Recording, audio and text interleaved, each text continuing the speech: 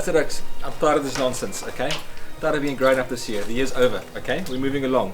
It's Christmas time, and in the next few weeks, I'm going to show you how to grill your perfect Christmas lunch on a Weber.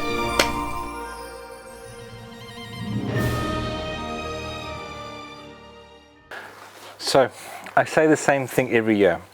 South Africans aren't turkey people. We eat lamb and pork and beef for Christmas, okay?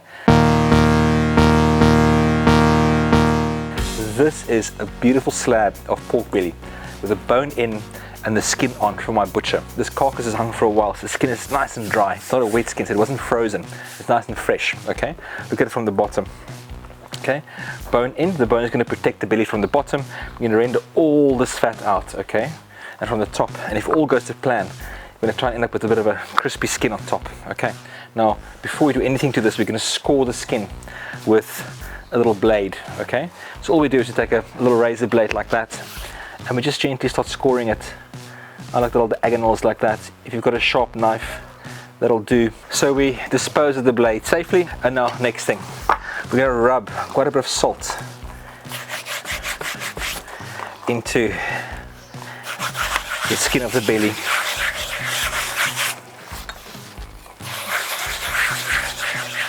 And then on the bottom, I'm going to whack it with a little bit of our favorite W sauce.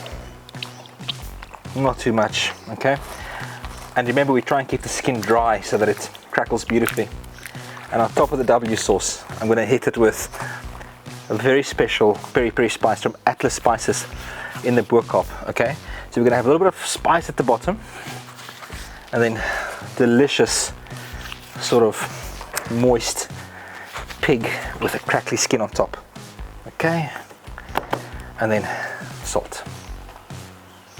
So we've got offset heat. Fire's on the one side, medium temperature, other side's open. We take this magnificent belly like that. I'm going to pop some bay leaves down at the bottom. Beastie boy. And in she goes. Okay. And immediately I'm going to close the lid and just calm the fire. And that's it. Okay. Sure. Peri Peri fingers. So I'm hoping that that's going to take hour and a half, hour 45 minutes. We'll see how it goes. Just check here, the fat is cooking out the side slowly, and just listen to this. Okay, we will have crispy belly. So, to finish off this wonderful pork belly, I'm going to grill some whole peaches. So, very simple. Whole peaches, dab of olive oil, a little bit of salt, a bit of a rub, and straight on the fire to blister. Vinnig. Even my. Okay, forgot my hat. Peaches will be grilling beautifully. We're going to take off this guy. Look at that. Majestic, big pork belly. So crispy everywhere. It's shrunk beautifully. Now, most of these recipes are sort of adapted for 4 guests or so.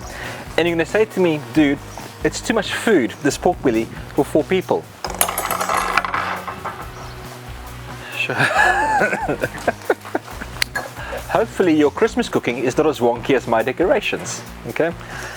Yes, so it might be too much pork belly for you for Christmas Day, but we all know the best part of Christmas is having the pork belly and mustard sandwich for dinner that night and for breakfast the next day. So I've made you 2 meals in one.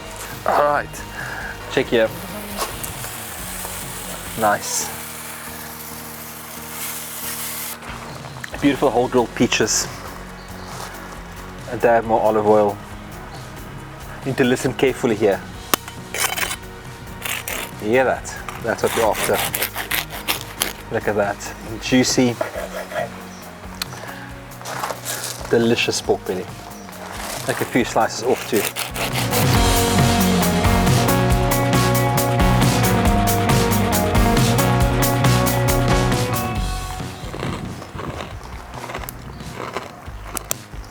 Oh, you're still there. I forgot about it.